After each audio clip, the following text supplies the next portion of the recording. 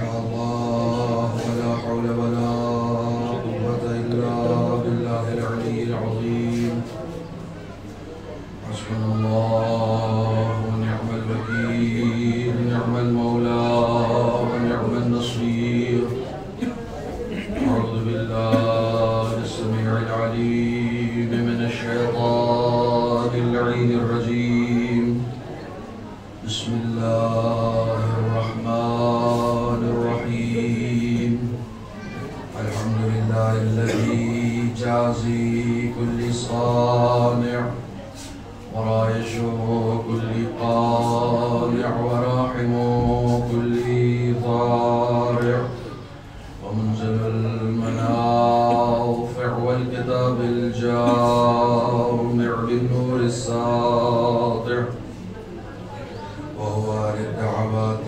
سامع وللقربات دافع وللدرجات رافع وللجبابرة قامع فلا إله غيره ولا شيء يعدله ليس كمثله شيء وهو السميع البصير اللطيف الخبير وهو على كل شيء قدير والصلاة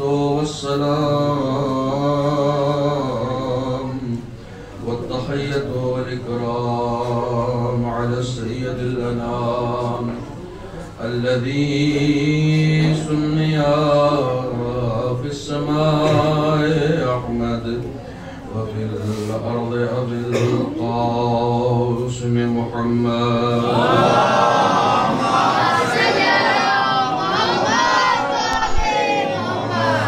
الطيبين الطاهرين المعصومين المظلومين الذين أذهب الله عنهم الرجس وطهرهم تطهيرا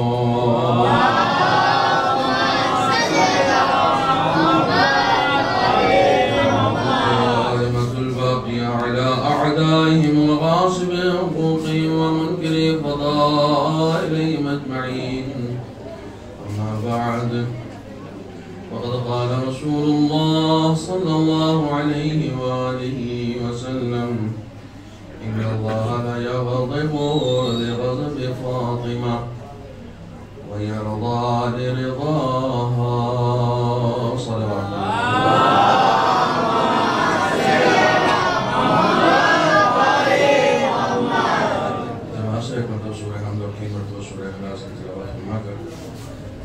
امین کے نام میں لے رہا ہوں ابن عزت علی ابن ولیاد علی آصف علی ابن عزت علی آفراد بنت غلام علی وسیم بنت ناصر علی اختر علی ابن ولیاد علی روسانہ بنت بابو خان عباسی ابن سلمان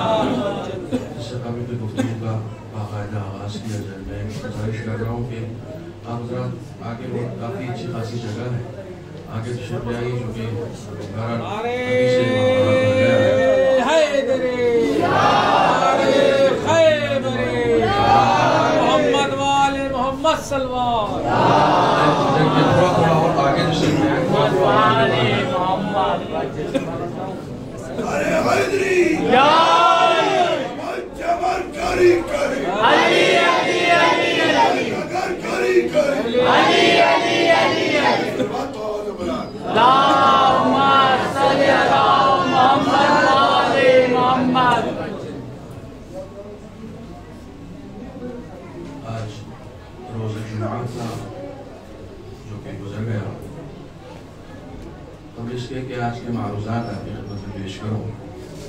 اتفاق یہ ہے کہ ابھی منبر پر آنے سے تھوڑی دیر پہلے ایک روایت میری نظر سے گزری، میں نے اسے یادداشت کر دیا تاکہ آپ حضرات کی خدمت میں عرض کر سکوں۔ جو لوگ پیچھے ہیں، کھڑے ہوئے ہیں، میں ان سے گزارش کروں گا کہ بیٹھ جائیں تاکہ کسی طرح کا ڈسٹربنس نہ رہے، جو جہاں پر ہیں وہیں بیٹھ جائیں اور پوری طریقے سے متوجہ ہو جائیں۔ آپ حضرات مل جل کے ایک صلوات پڑھیں۔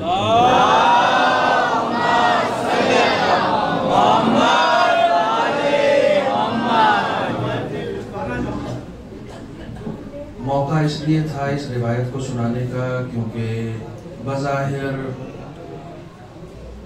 ایام عزائے فاطمی اختتام پذیر ہیں، اور خدا کا شکر ہے کہ ہم سب کو ایک توفیق ملی ہے کہ اس دسترخوان اہل بیت سے اپنے لیے کسب فیض کر سکیں۔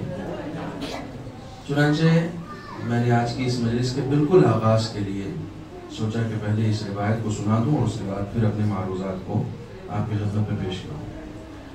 روایت ہے کہ جمعے کے دن، چونکہ آج ہی جمعے کا دن تھا لہذا اس روایت کا سنانا برمحل بھی ہے۔ جمعے کے دن معصوم کا ارشاد ہے اِنَّا ارواح المؤمنین تأتی کل جمعہ الی السماء الدنیا۔ تمام مومنین جو اس دنیا سے گزر چکے ہیں ان کی روحیں ہر جمعے کو اسی دنیاوی آسمان پر آتی ہیں۔ دنیاوی آسمان پر آنے سے مراد یہ ہے کہ ممکن ہے وہ کسی کے گھر بھی جائیں، ممکن ہے وہ امام باڑے میں بھی آئیں، ممکن ہے آپ کے محلے میں آئیں، ممکن ہے آپ کے قرب و جوار میں جائیں۔ کبھی کبھی ایسا ہوتا ہے کہ ہم نے اپنے گھر کو ایسا بنا رکھا ہوتا ہے کہ یہ پاکیزہ روحیں ہمارے گھروں میں نہیں آتی ہیں، تو ممکن ہے کہیں اور آئیں۔ سمائے دنیا سے مراد یہ کہ دنیا میں آتی۔ تأتی کل جمعہ الی السماء الدنیا وَيُنَادِي مِنْهُمْ، یہ روایت کا حصہ بہت اہم ہے۔ وَيُنَادِي كُلَّ وَاحِدٍ مِّنْهُمْ بِصَوْتٍ حَزِينٍ باقین، اور ان میں سے ہر ایک، میں ایک بار پھر گزارش کروں گا کہ پوری طریقے سے متوجہ ہو جائے، اور ان میں سے ہر ایک یعنی جتنی روحیں بھی اس دنیا پہ آتی ہیں، آسمان دنیا پہ آتی ہیں، ہر ایک روتے ہوئے حزن و ملال کے ساتھ فریاد کرتی ہیں۔ کس سے فریاد کرتی ہیں؟ اپنے اہل خانہ سے۔ کیا کہتی ہیں؟ روایت کا حصہ میں آپ کے لیے پڑھ رہا ہوں۔ یا اہلی، اے میرے رشتہ داروں، وَوُلْدِي، اے میرے بچوں، وَيَا أَبِي، جن کے بچے اس دنیا سے گزر چکے ہیں، وہ اپنے باپ کو پکارتے ہیں۔ وَيَا أَبِي وَيَا أُمِّي، اے میری ماؤ، اے میرے والد، اے میرے بابا۔ وَأَقْرُبَائِي، جن کا کوئی نہیں ہوتا، وہ اپنے رشتہ داروں کو پکارتے ہیں کہ اے میرے رشتہ داروں، اعطفوا علینا یرحمکم اللہ، تم ہمارے اوپر مہربانی کرو، اللہ تمہارے اوپر مہربانی کرے گا۔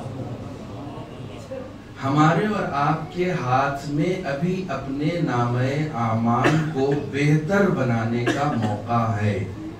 جو لوگ اس دنیا سے رخصت ہو چکے ہیں ان کے پاس اب کسی طرح کا موقع نہیں ہے۔ کل بی بی زہرا سلام اللہ علیہا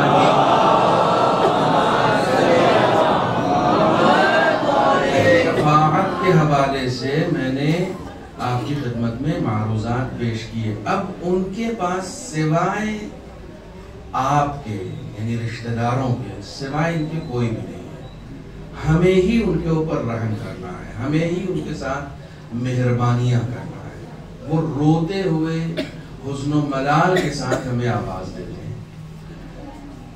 آپ اس وقت ایک بہت ہی متبرک جگہ پر بیٹھے ہوئے ہیں، آپ اس وقت ایک بہت ہی پاکیزہ جگہ پر بیٹھے ہوئے ہیں۔ کل ہی میں نے عرض کیا تھا کہ کئی مرتبہ ہمیں یہ اندازہ نہیں ہوتا ہے کہ ہماری قیمت کیا ہے، کئی مرتبہ یہ اندازہ نہیں ہوتا ہے کہ ہمارے وقت کی قیمت کیا ہے۔ جو وقت اس وقت ہمارے پاس نصیب ہوا ہے اس کو فرصت کہتے ہیں، جو فرصت ہمیں ملی ہے اس کی قیمت کیا ہے۔ آپ یقین جانیں دونوں جہان کی سعادتیں اگر اکٹھا ہو جائیں اور شمار کریں اس ثواب کا کہ جو ثواب اہل بیت کے ذکر سے عطا کیا جاتا ہے تو مقایسہ نہیں کر سکتے. پوری دنیا کی سعادتیں مل کے اکٹھا ہو کر مقایسہ نہیں کر سکتے. آپ کے پاس ایک بہترین فرصت ہے.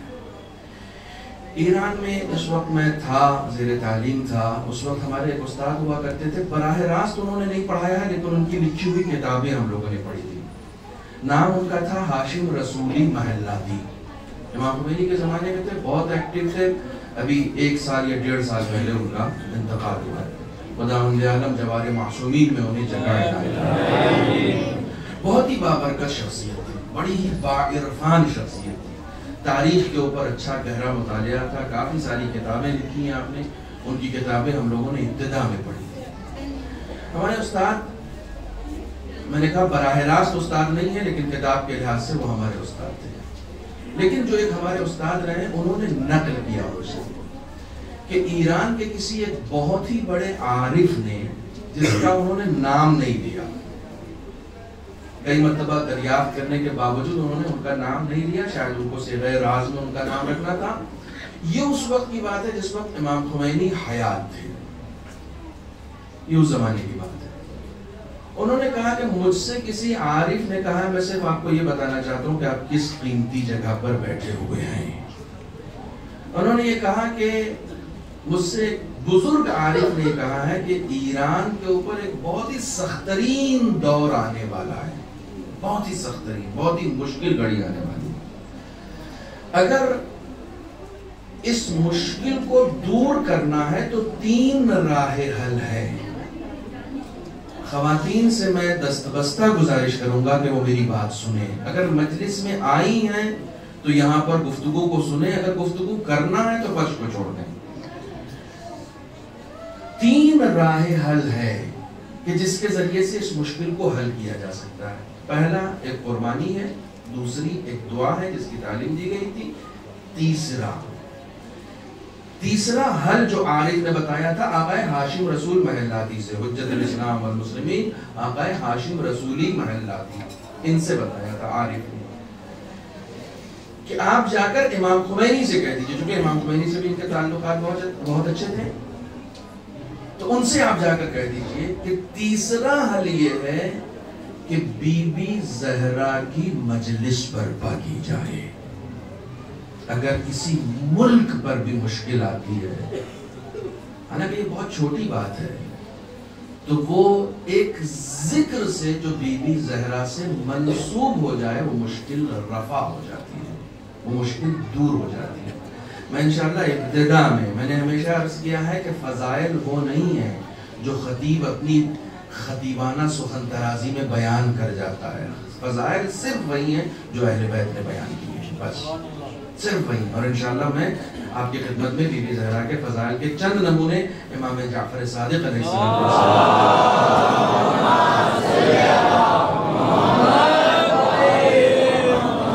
تو انہوں نے کہا کہ آپ جا کر امام خمینی سے یہ کہہ دیجئے کہ یہ 3 کام وہ کر لیں جو کہ اس ملک کے سربراہ کو ہیں. انہوں نے کہا کہ ٹھیک ہے میں جاتا ہوں. تعلقات اچھے تھے، فوراً گئے اور جانے کے بعد انہوں نے امام خمینی سے یہ کہا کہ یہ کام آپ کروا دیجئے. تو خیر دعا والا بھی کام ہو گیا، قربانی والا بھی کام ہو گیا. تو آقا ہاشم یہ نقل کرتے ہیں کہ انہوں نے امام خمینی سے یہ کہا کہ آپ ایک دن کا کوئی تعین کر لیجئے کہ اس دن پھر مجمع کو بلا لیا جاتا ہے، اعلان کر دیا جاتا ہے، مسجد کے بورڈ پر لگا دیا جاتا ہے کون سا خطیب ہوگا، کس وقت مجلس ہوگی اور دیگر انتظامات ہم لوگ دیکھ لیں گے. آپ صرف دن کا تعین کر دیجئے کہ کس دن مجلس ہوگی، یہ صرف آپ بتا دیں. تو انہوں نے کہا کہ یہ 2 کام تو میں نے ابھی کر لیا، تیسرا کام کسی اور دن پر کیوں چھوڑوں؟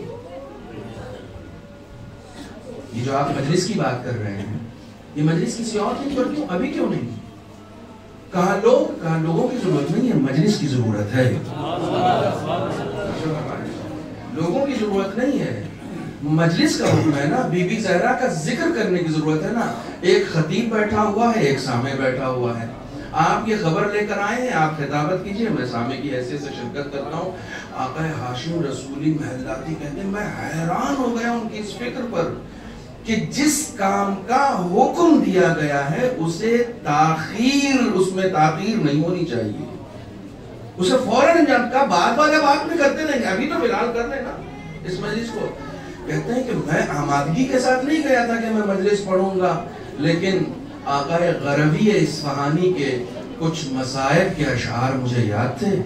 کہنے لگے امام خمینی کے سامنے وہی مصائب کے اشعار جو بی بی زہرا کے حوالے سے تھے، کہنے لگے میں نے وہی پڑھا ہے وہاں پر، اور اس قدر امام خمینی نے گریہ کیا، اس قدر امام خمینی نے گریہ کیا کہ میں یہ دم بخود رہ گیا دیکھ کر کہ شاید پورے تزک و احتشام کے ساتھ بھی اگر عزاداری کی جاتی تو وہ معنویت نہیں پیدا ہوتی جو معنویت ابھی پیدا ہوتی۔ بی بی زہرا کی عزاداری، اہل بیت کی عزاداری، اس کے لیے بہت زیادہ تزک و احتشام کی ضرورت نہیں ہے، ہر آدمی اپنے اعتبار سے کنیکٹ ہو جائے، اس کو یہ پتہ چل جائے کہ ان کی عنایتوں کے بغیر کچھ بھی نہیں ہونے والا ہے۔ آپ یہ یقین جانیں، اور میں نے کل ایک جملہ عرض کیا تھا، اسی جملے سے پھر بات کو آگے بڑھا رہا ہوں۔ مجلسوں میں شرکت کرنے کا مطلب ہی یہ ہے کہ اس گھرانے سے اپنے تعلقات کو بحال کیا جائے۔ مجلسوں میں شرکت کرنے کا غرض ہرگز، یہ حدیث سنا رہا ہوں آپ کو، خطابت نہیں سنا رہا ہوں، امام جعفر صادق علیہ السلام نے ارشاد فرمایا ہے کہ ہمارا شیعہ ثواب کے لیے کوئی کام نہیں کرتا، حدیث کا ذمہ دار میں ہوں، ہمارا شیعہ ثواب کے لیے کوئی کام نہیں کرتا ہے، یعنی جو ہمارے کام ہے جیسے مجلسوں میں شرکت کرنا یا ہماری خوشیوں میں خوش ہونا، یہ ثواب کے لیے نہیں کرتا ہے، بلکہ اس کی عقیدت ہم سے اتنی گہری ہوتی ہے کہ وہ ہماری خوشیوں میں خوش ہوتا ہے اور ہمارے غم میں مغموم ہوتا ہے۔ ثواب سیکنڈری چیز ہے، میں کچھ لینے کے لیے آؤں نہیں، میری عقیدت اتنی زیادہ ہے ان سے کہ میں ان کے غم میں غمناک ہوئے بغیر رہ نہیں سکتا۔ یہ حدیث کا جملہ ہے۔ سدیر سیفی چھٹے امام کے صحابیوں میں سے ہیں، امام کی خدمت میں آتے ہیں اور کہتے ہیں آقا، کل میں نے ایک روایت سنائی تھی سکونی کی، آج سدیر سیفی۔ امام کی خدمت میں آتے ہیں اور کہتے ہیں کہ آقا میں آپ کی جدہ سے بے پناہ عقیدت رکھتا ہوں۔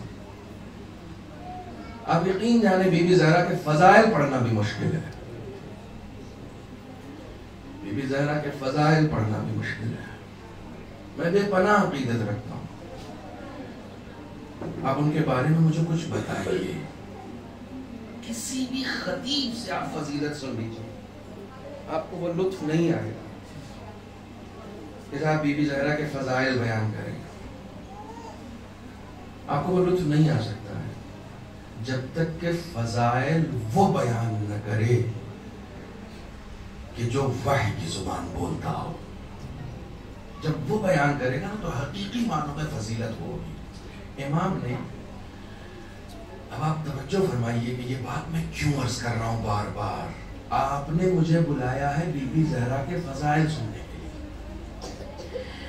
امام کا چاہنے والا امام کی خدمت میں جاتا ہے اور جا کر کہتا ہے کہ مولا بی بی زہرا کے فضائل مجھ سے بیان کیجیے، تو امام نے کہا میں کیا بیان کروں ان کے فضائل؟ اگر ان کے فضائل سننا ہے تو امام فرماتے ہیں کہ پھر رسول کا وہ قول یاد کرو۔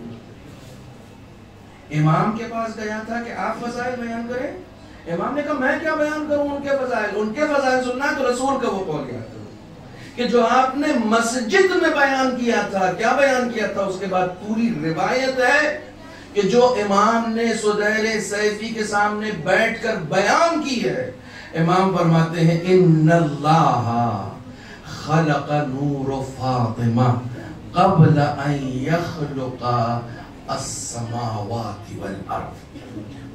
خدا بند عالم نے، اور اس کے بعد من نور عظمت، یہ روایت کا سب سے اہم حصہ ہے۔ امام فرماتے ہیں کہ اللہ نے فاطمہ کے نور کو، امام فرمانے کہ رسول نے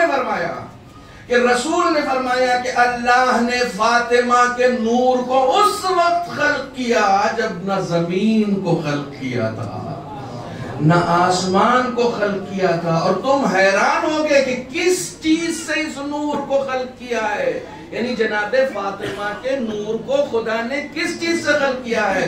رسول فرماتے ہیں من نور عظمت، اپنی عظمت کے نور سے خلق کیا ہے۔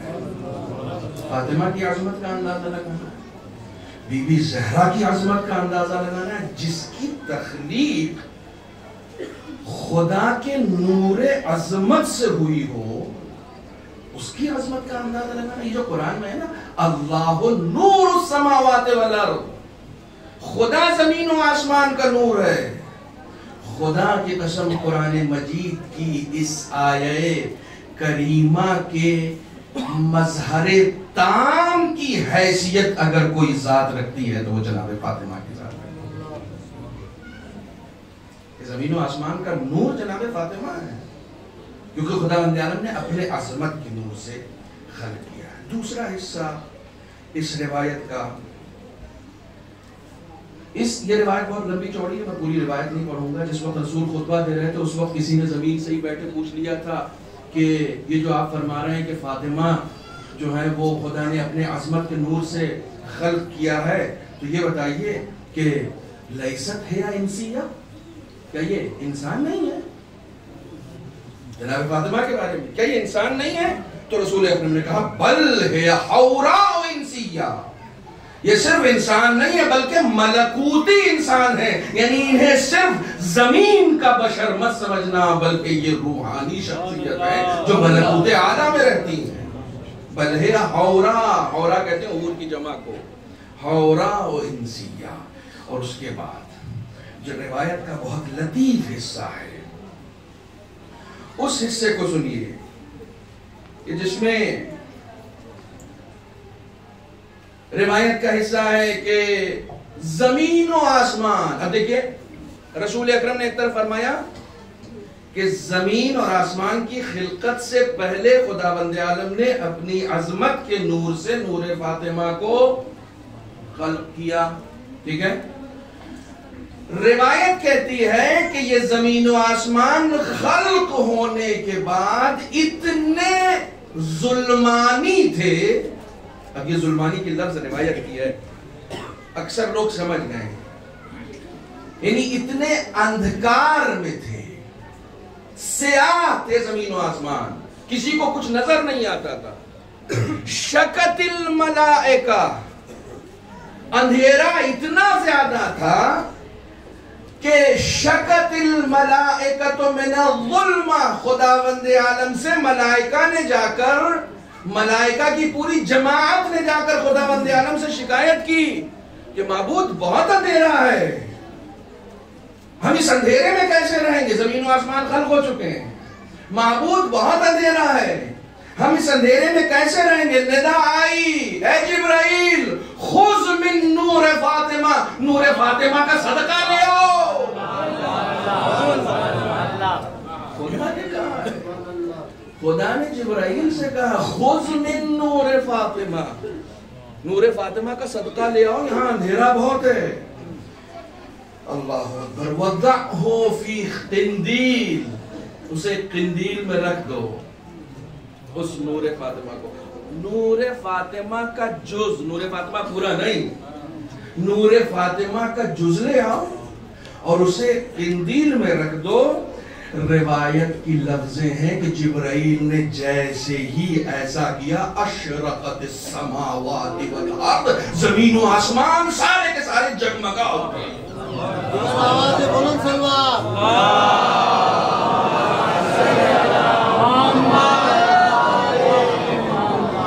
زمین و آسمان جگمگا اٹھے، اور یہ جگمگاہٹ کیسی تھی؟ اشرقت، یہ جگمگاہٹ کیسی تھی؟ یہ نور کیسا تھا؟ کس طریقے سے منور ہو گئے زمین و آسمان؟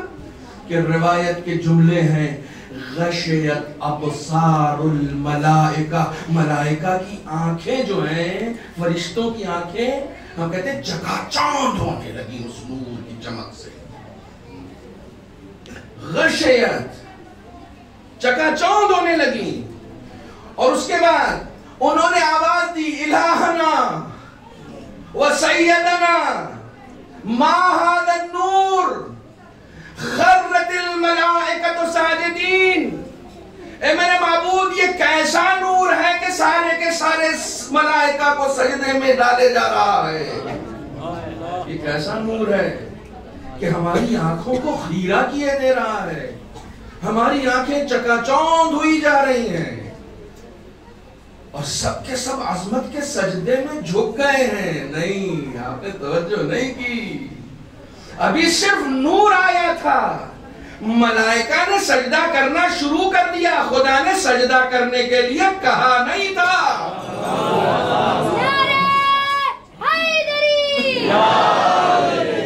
وہ آدم کی ذات تھی کہ جن کی تخلیق کے بعد خدا نے سجدہ کرنے کے لیے کہا تھا، تب سجدہ کیا تھا. یہاں نور کا صرف اظہار ہوا ہے، سب کے سب سجدے میں گر پڑے ہیں.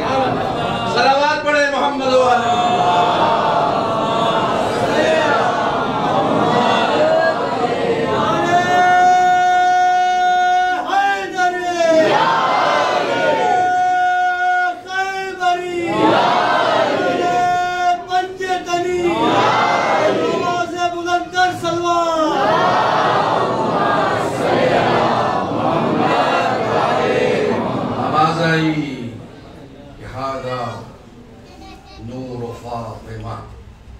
فاطمہ کا نور ہے.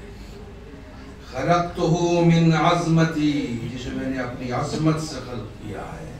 واسکنتہ فی السماء، اور میں نے اسے آسمان کی بلندیوں پر رکھا ہے. اللہ اکبر. کون سی عظمت آپ بیان کریں گے؟ یہ وہ عظمت ہے جو معصومین کی زبان سے بیان ہوئی ہے. یہ وہ عظمت ہے کہ جسے معصوم زبانوں نے بیان کیا ہے. بی بی زہرا سلام اللہ علیہا کی آواز،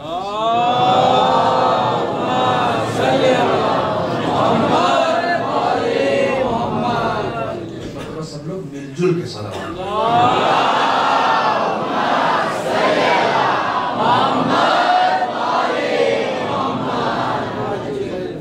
کس ذات کا نام ہے جناب فاطمہ؟ خدا بند عالم ان کی رضا سے راضی ہوتا ہے، خدا بند عالم ان کے غضب سے غضبناک ہوتا ہے. اسی زمانے میں مجھے یاد آتا ہے کہ ظاہراً اسٹیشن میں نے یہ روایت سنائی ہے. کس ذات کا نام ہے؟ یہ جو ہم نمازیں پڑھتے ہیں، اس نماز میں ارکان ہوتے ہیں. توجہ فرمائیں، ان نمازوں کی ایک تمثیل ہے، ان نمازوں کی ایک شباہت ہے. یہ جو نماز ہم پڑھتے ہیں، کہا کہ القیام ہو رسول اللہ صلی اللہ علیہ وسلم.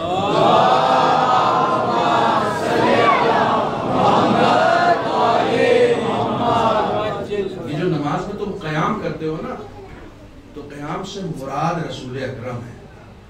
توجہ فرمائیے، بہت توجہ فرمائیے. قیام سے مراد رسول اکرم ہے. والرکوع، یہ 5 ارکان نماز کے ایسے ہیں جو پنجتن سے منسوب ہیں.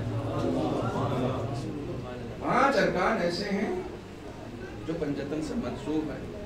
والرکوع، اب رکوع سمجھانے کے لیے اس مجمع کو سوچنا تو نہیں پڑنا چاہیے کس سے منسوب ہوگا. جو رکوع میں زکوٰۃ دے کر ولایت لے لیتا ہے، اس کے علاوہ کون سی ذات ہوگی؟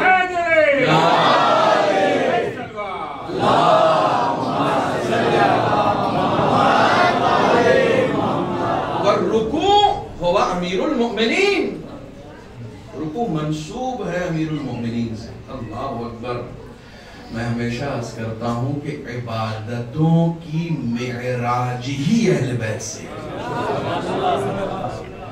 بندہ عبادتوں کے ذریعے سے معراج پر جاتا ہے، عبادتیں اہل بیت کے ذریعے سے معراج حاصل کرتا ہے.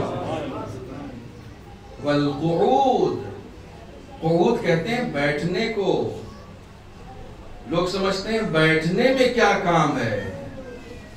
امام حسن نے صلح کر کے وہ کام کر دیا جو لوگ جنگ کر کے نہ کر پائے. والقعود هو الحسن، مراد حسن ہے. والسجود هو الحسین، اور سجدہ کس سے منسوب ہے؟ امام حسین سے. پنجتن ہو گئے یا باقی ہیں؟ باقی ہے نا. والنیت هو الفاطمة الزہرا.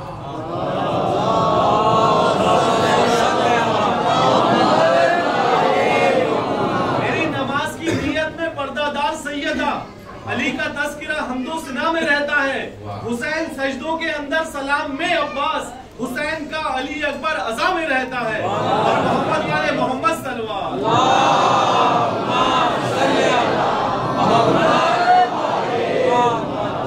والنیت هو الفاطمة. دیکھیں روایت پڑھ کے گزر جانا کمال نہیں ہے، روایت سنا کے چلے جانا کمال نہیں. روایت تو یہی ہے نا، اتنی سی کہ پنجتن سے منسوب ہو گئی یہ سارے اعمال.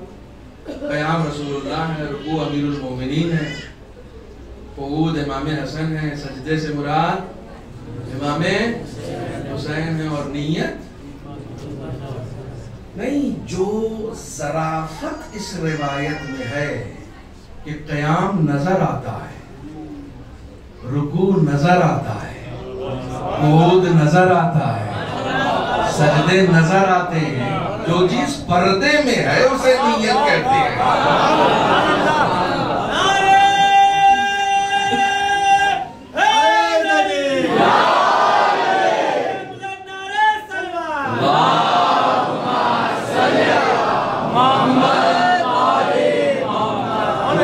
پردے میں ہے اسے نیت کہتے ہیں. یعنی پردے میں جو چیز ہے وہ اسی سے منسوب ہے جو خود پردے میں ہے. لیکن اصل روایت کا حصہ یہ نہیں ہے. روایت میں ظرافت کی ضرورت ہوتی ہے. قیام میں گڑبڑ ہو گئی، کوئی بات نہیں، نماز احتیاط پڑھ لینا. رکوع بھول گئے، کوئی بات نہیں، سجدہ سہو کر لینا. ایک سجدہ بھول گئے، کوئی بات نہیں ہے، سجدہ کر لینا.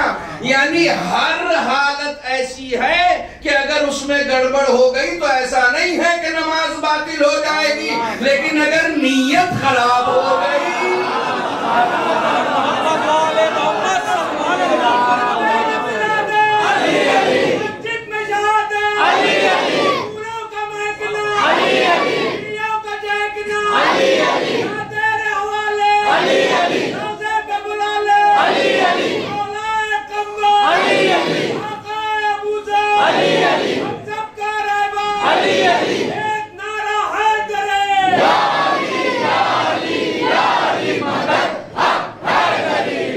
محمد والے محمد صلی اللہ.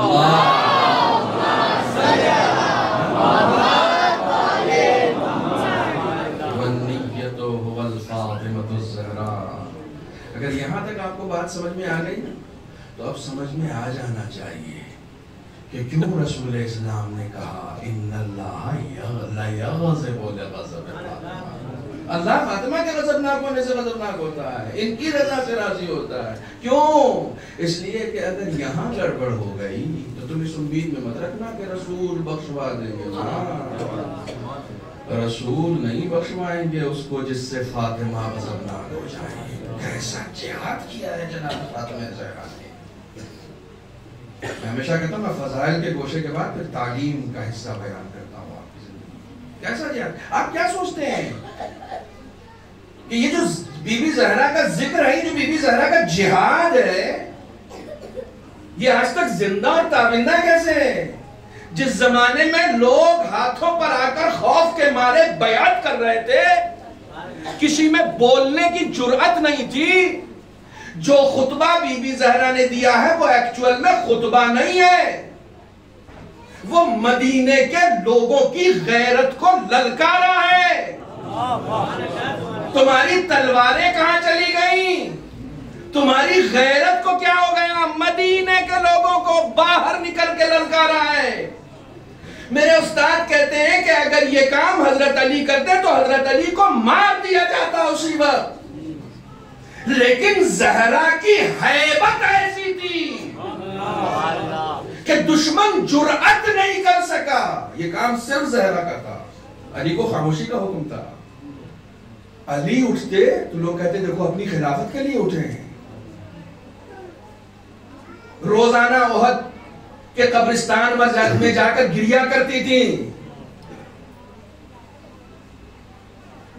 صحابی جا کر پوچھتا ہے کہ بی بی روز آ کر گریا کرتی ہیں، کیا علی حق پر نہیں ہے؟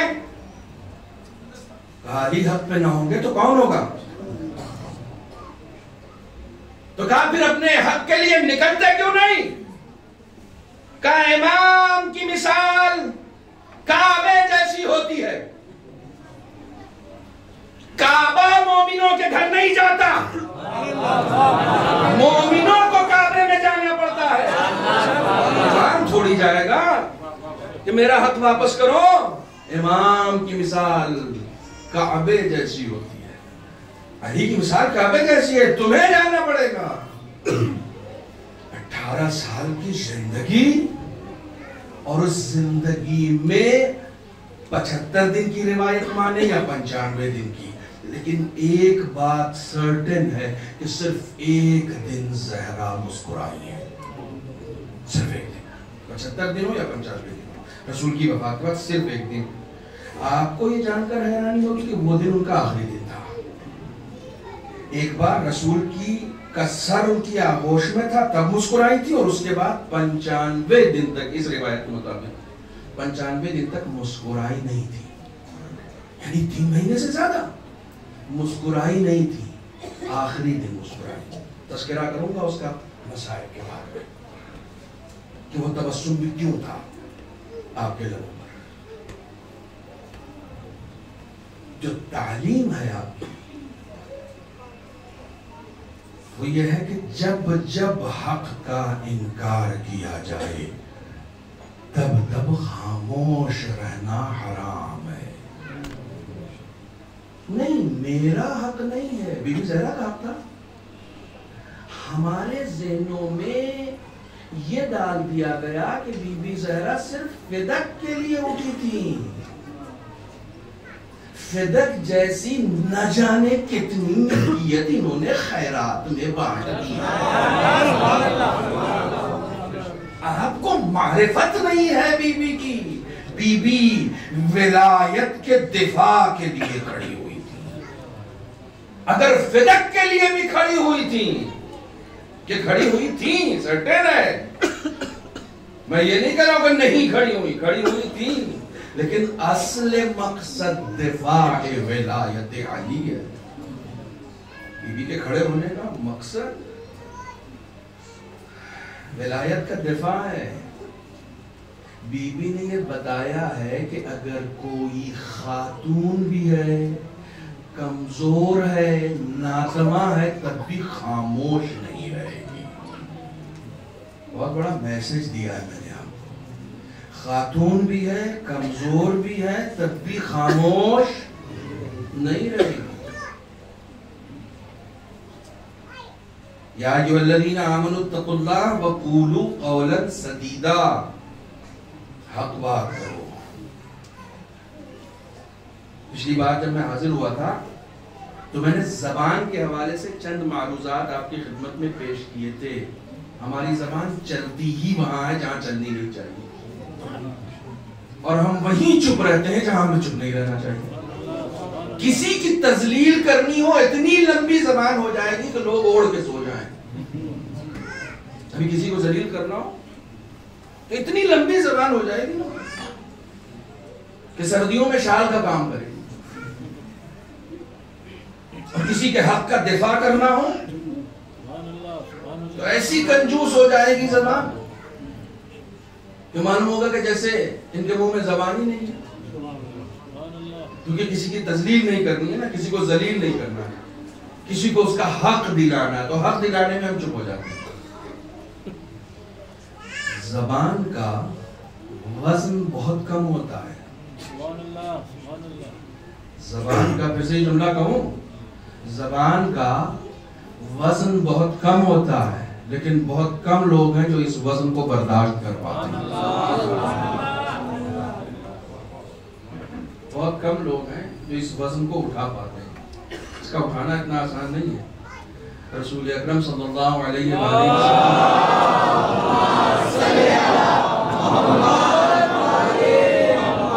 خدمت میں ایک شخص آیا، کہنے لگا کہ یا رسول اللہ عزنی، نصیحت کیجئے۔ کہا احفظ لسانک، زبان کی حفاظت کر۔ کہا کچھ اور نصیحت کیجئے۔ کہا احفظ لسانک، زبان کی حفاظت کر۔ کہا یا رسول اللہ کچھ اور۔ کہا احفظ لسانک۔ 3 بار وہ پوچھتا رہا کہ کچھ نصیحت کیجئے، اور تینوں بار رسول نے کہا کہ زبان کی حفاظت کرو۔ جب تیسری بار اس نے پوچھا نا تو رسول اسلام نے ڈانٹا، ویحک حل یکب الناس علی مناخرہم فی النار الا حصائد السنتہم۔ کیا لوگ جہنم کے آخری گڑھے میں سوائے زبان کے کسی اور وجہ سے ڈالے جائیں گے؟ یہ زبان ہی تو ہے جس کی وجہ سے لوگ جہنم میں جائیں گے۔ کیوں؟ بر وقت کھلی نہیں، بے وقت بولتی رہی۔ نہیں، آپ بر وقت بولتے ہیں، مجھے معلوم ہے۔ بر وقت کھلی نہیں اور بے وقت بولتی رہی۔ دیکھیے، یہ میں نے پچھلی بار ایک جملہ کہا تھا، وہ جملہ آپ کو یاد ہوگا کہ خدا بند عالم نے یہ واحد عضو ہے کہ جس کو پارکنگ میں رکھا ہے۔ زبان ایک واحد عضو ہے کہ جس کو پارکنگ میں رکھا ہے، اور 32 دروازے دیے ہیں کہ کنٹرول میں رکھنا، کب بولنا ہے کب نہیں بولنا ہے۔ جس نہیں، یہ فاطمیہ سارا جھگڑا اسی بات کا ہے۔ بے ربط گفتگو نہیں کر رہا ہوں میں، فاطمیہ سارا جھگڑا اس بات کا ہے۔ ہمارے یہاں مظلومیت یہ ہے کہ ہم انجینئروں سے دوا پوچھ رہے ہیں اور ڈاکٹروں سے گھر بنوا رہے ہیں۔ ہماری مصیبت یہ ہے۔ سمجھے؟ مولوی صاحب نے بتایا تھا کہ ایسا کر لیجئے۔ مولوی صاحب کون ہوتے ہیں؟ میرے خیال میں 4-5 سال ہو گیا، میں نے ایرانی امام باڑے میں اپنا تجربہ سنایا تھا، شیئر کیا تھا، سن لیجئے اس کو۔ اوکھلا میں رہتا ہوں، اس زمانے رہتا تھا، ابھی تو نہیں ہوں فی الحال۔ اوکھلا کے بالکل پاس میں جامعہ ملیہ اسلامیہ ہے، ہندوستان کی ایک بڑی یونیورسٹی۔ وہاں کے ایک پروفیسر ہمارے پاس آئے، کہنے لگے قبلہ ہمارے یہاں بڑی خرافات ہے۔ میں نے کہا کیا؟ کہنے لگے کوئی مر جاتا ہے تو تیسرے دن اس کا کیا ہوتا ہے؟ تیجا سوم، اور اس دن ہمارے ہاں وہ تھے یو پی کے، چنے بانٹے جاتے ہیں، ہے نا؟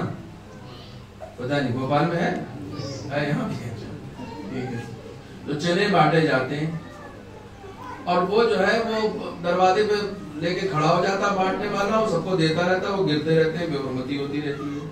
جن لوگوں نے وہ مجلس سنی ہوگی ان کو یاد ہوگا، وہ چنے گرتے رہتے ہیں۔ تو میں یہ سوچ رہا ہوں کہ پیک کر کے اس کو بانٹا جائے، اس لیے کہ ظاہر بے حرمتی ہوتی ہے، چنے ہی بانٹنے ہیں۔ تو کہنے لگے کہ یہ ہے نا شریعت میں تو ٹھیک ہے نا یہ بات۔ میں نے کہا شریعت میں چنے بھی نہیں تھے، چنے بھی آپ ہی کے ہیں۔ بات پیک کرنے کی تو اچھی بات ہے، آپ کیجئے اس کو، بسم اللہ، تاکہ بے حرمتی نہ ہو، تبرک زمین پر نہ آئے، پیروں میں نہ آئے، اچھی بات ہے، بسم اللہ۔ سیبوں کی مجلس ہم نہیں پڑھی، یہ بھی اتفاق ہے۔ مجھ سے متاثر بہت تھے، ساری باتیں مجھ سے ہی پوچھتے تھے، عمل ایک پہ بھی نہیں کرتے تھے، الحمدللہ پوچھتے سب۔ تو مجلس میں نے پڑھی، اور مجلس پڑھ کے جیسے میں باہر گیا، میں نے دیکھا بھائی چنے ہی بٹ رہے ہیں لیکن پیک نہیں، کھلے ہوئے بٹ رہے ہیں۔ کیا انہوں نے پوچھا تھا باقاعدہ، میں کوئی گیا تھوڑی تھا ان کے پاس۔ ہمارے یہاں ایسے ہی ہوتا ہے، لیکن اس وقت ایک بات نہیں سنائی تھی جو اس وقت سنا رہا ہوں۔ ہمارے یہاں ایسا ہی ہوتا ہے، کچھ چیزیں ہم بغیر پوچھے تو کر لیتے ہیں، لیکن پوچھنے کے بعد بھی ہم کنفیوز ہو جاتے ہیں۔ ڈاکٹر قلب صادق صاحب قبلہ مرحوم ہمیشہ ایک بات کہتے تھے کہ لوگ جب کسی کام میں کنفیوز ہوتے ہیں تو فوراً استخارہ دکھاتے ہیں. حالانکہ بہت زیادہ استخارہ دکھانا ایک مرض ہے. سمجھا؟ یہ والا لقمہ کھائیں یا یہ والا لقمہ کھائیں. بعض لوگ اتنے کنفیوز ہیں استخارے کے معاملے میں. استخارہ دراصل طلب خیر کو کہتے ہیں. کہتے ہیں ہر معاملے میں آئے بلسا استخارہ دے لیجیے. استخارہ بڑے بڑے بزنس، بیٹے کی شادی اور پرانا اور کا منا کے رک جاتے ہیں. کہتے ہیں ایک چیز خدا سے آ کے پوچھتے ہیں کہ یہ کریں کہ نہ کریں. منع کر دیا تو رک جاتے ہیں اور کہہ دیا تو کر لیتے ہیں. لیکن ایک مرتبہ خود قرآن پڑھ کے کہہ رہا ہے نماز پڑھو، تب نہیں پڑھتے. ایک مرتبہ قرآن خود آگے بڑھ کے کہتا ہے گناہ سے بچو، تب نہیں. یعنی خود قرآن جا کے کہہ رہا تھا اس کی نہیں مان رہے، قرآن سے آ کے پوچھتے ہیں تو مان لیتے ہیں.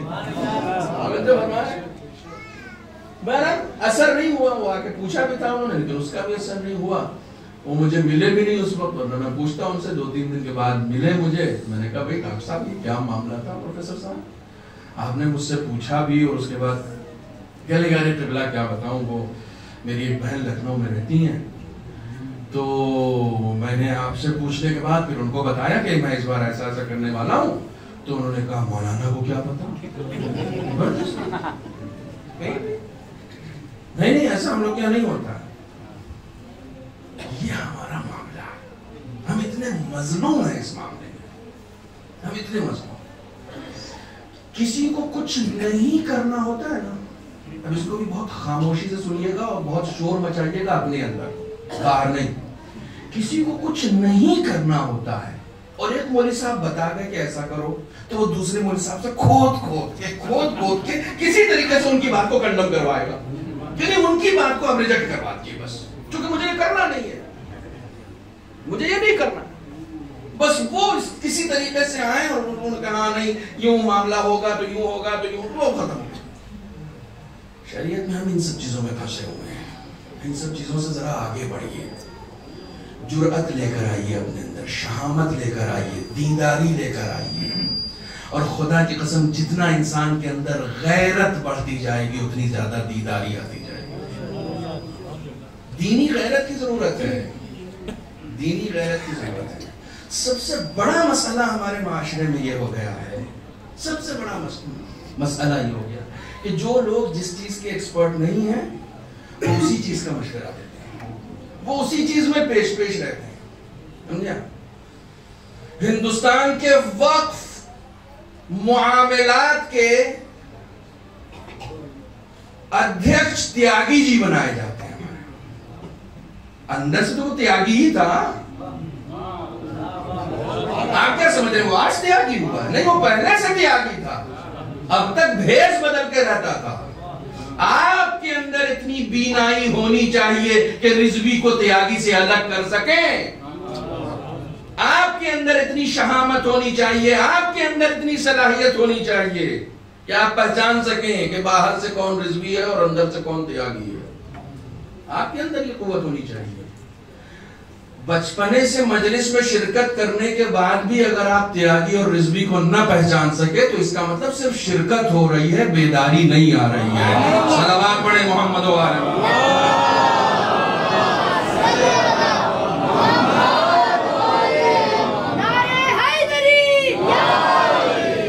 شعور آنا چاہیے. دیکھیں میں جلدی سے بات کو عرض کروں.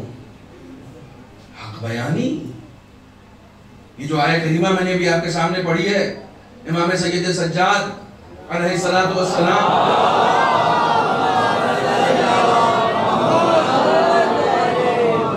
اللہ ظاہر جہاں تک مجھے یاد آنا چونکہ کافی پہلے کا مطالعہ، ظاہر تفسیر نمونہ میں امام کی اس حدیث کو نقل کیا گیا. آیت اللہ ناصر مکارم شیرازی نے اپنی تفسیر میں اس حدیث کو نقل کیا ہے کہ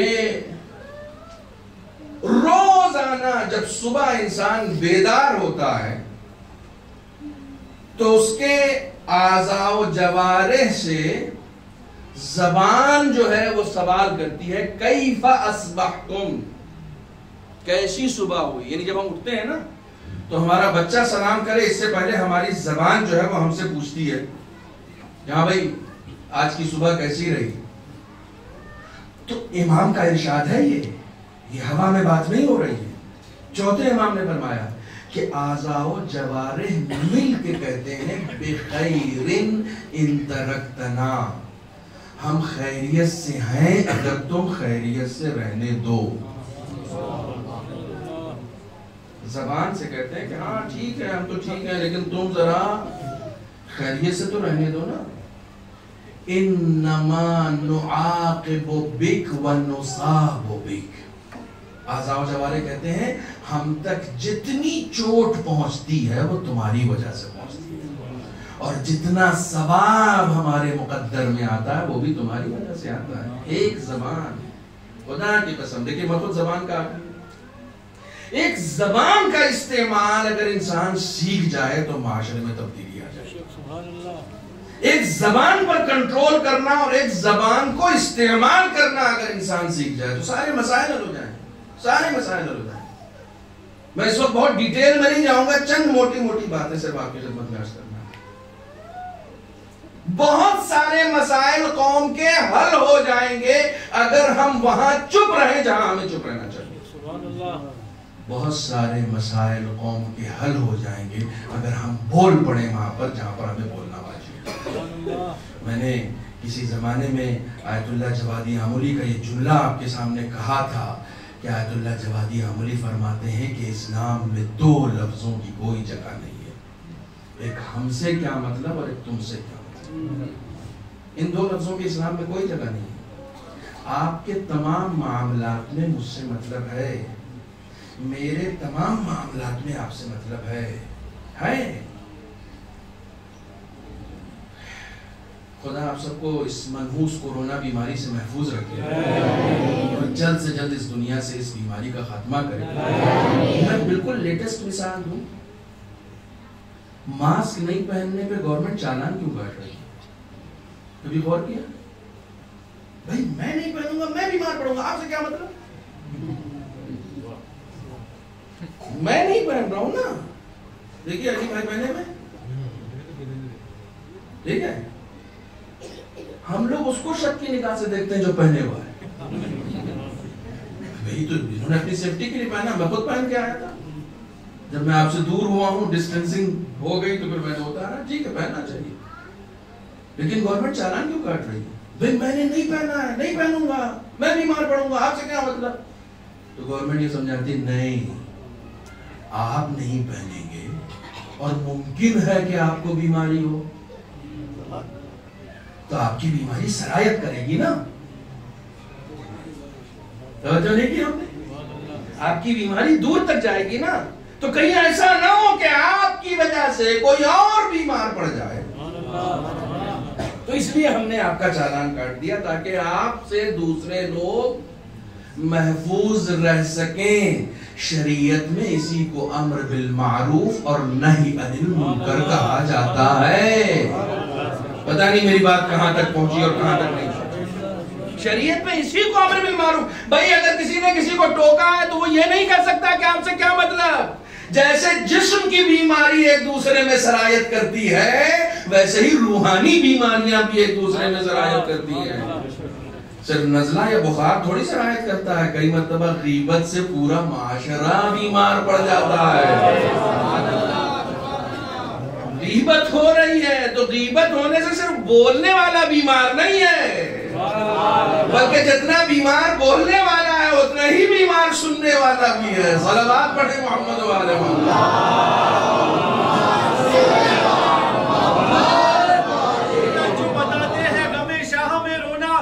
پروردگار ان کو بھی ہو جائے کرونا، ہرگز نہ کرے گا تمہیں بیمار کرونا. ہر روز ذکر حیدر کرار کرونا. ہر محمد والے محمد صلی اللہ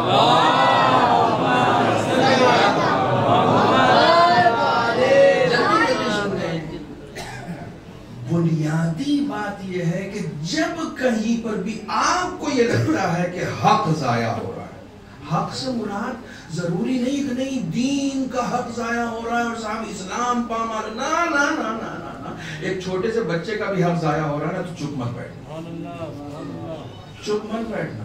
بنی ہاشم میں سے کسی کی زمین جو ہے وہ ولید نے ہڑپ لی تھی.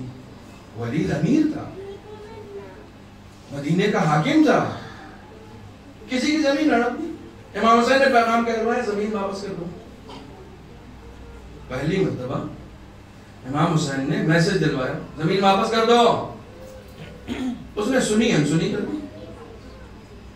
دوسری مرتبہ امام حسین گئے اور اس کو مسند سے اتارا, زمین پہ جو پگڑی پہنی ہوئی تھی اس کو کھولا اور کھول کے اس کی گردن کو لپیٹ دیا. نہیں چھوڑ ابھی کر رہا ہوں. تو کچھ باتیں بات سے نہیں سمجھ میں آتی, اہل بیت نے دوسرا طریقہ بھی بتایا.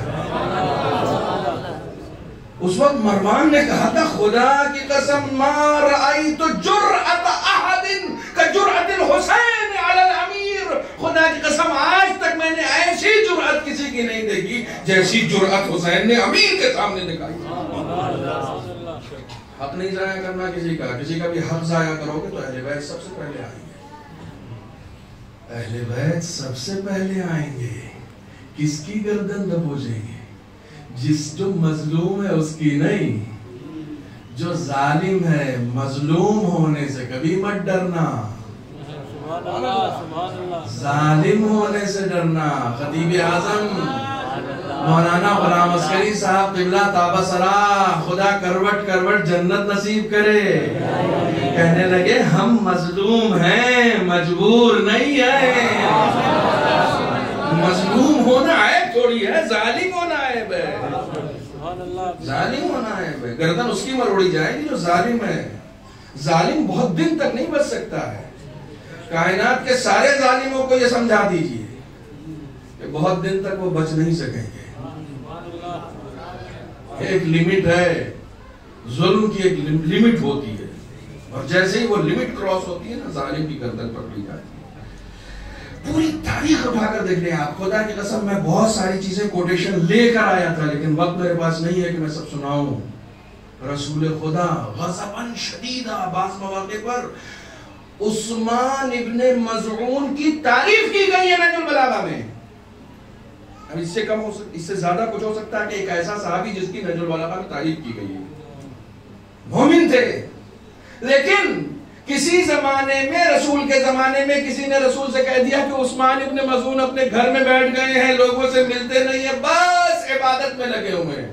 رسول کو یہ لگا کہ بدعت پھیل رہی ہے تو اپنی پیلی والی ابا ڈالی. پیلی والی ابا جب ڈالتے تھے تو غضبناک ہوتے تھے, اور وہاں سے چلتے ہوئے عثمان ابن مظعون کے گھر آئے. کہا بدعت پھیلاتے ہو, دین گھر میں بیٹھنے کا نام نہیں ہے, لوگوں سے ملنساری کا نام ہے.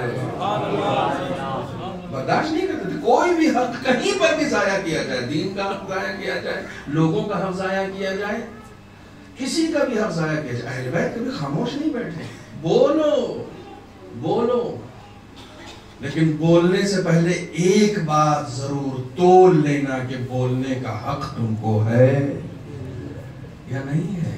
بعض مقامات پر بولنے کا حق نہیں ہے ہم کو, بعض مقامات پر ہمیں بولنے کا حق نہیں ہے, چونکہ بولنے کا حق صرف اہل علم کو ہے. کاش میں اپنی بات سمجھا سکوں. میں ایام فاطمیہ میں گفتگو کر رہا ہوں. ہم لوگ جس ستم کو جھیل رہے ہیں وہ یہی ہے. جناب فاطمہ کیوں اٹھی تھی؟ اس لیے اٹھی تھی کہ منبر جس کا حق تھا اس کو نہیں دیا گیا. جاہل منبر پر آ کر بیٹھ گیا تھا. فاطمہ سینہ سے پر ہو گئی کہ یہ جگہ علی کی ہے. اہل علم کو بولنے کا حق ہے, جاہلوں کو بولنے کا حق نہیں ہے. فاطمیہ کا مطلب یہ ہوتا ہے کہ اہل علم, جناب فاطمہ سینہ سے پر ہوئی ہے اس لیے کہ علی کا حق ضائع ہو رہا ہے. اہل علم کو بولنے دو. قرآن ہے کہ جب تک تمہارے اندر علم نہ ہو اس وقت تک نہیں بولو. کسی بھی معاملے میں ہم لوگ سر ہاں پتہ نہیں سنا تو تھا لیکن یہ وہ ادھر ادھر کی بات کر کے بات بول جاتے. کیوں, کس نے حق دیا؟ مت بولیے. جب تک علم نہ ہو کسی بات کا اس وقت تک. میں ایک ایڈریس بتا رہا ہوں, جن کو توفیق ہو قرآن جا کے کھولیے. سورہ ہود, ہود بھی ایک نبی کا نام ہے, اس کی آیت نمبر 45 اور 46 پڑھیے گا. جناب نوح کو خدا عالم نے، پہلے جناب نوح نے خدا سے خطاب کیا ہے، بعد میں خدا نے جناب نوح سے خطاب کیا ہے سورہ ہود، وقال نوح ربہ ان ابنی، یہ 45ویں آیت پڑھ رہا ہوں، ان ابنی من اہلی وان وعدک الحق۔ جو لوگ تھک گئے وہ صلوات پڑھیں۔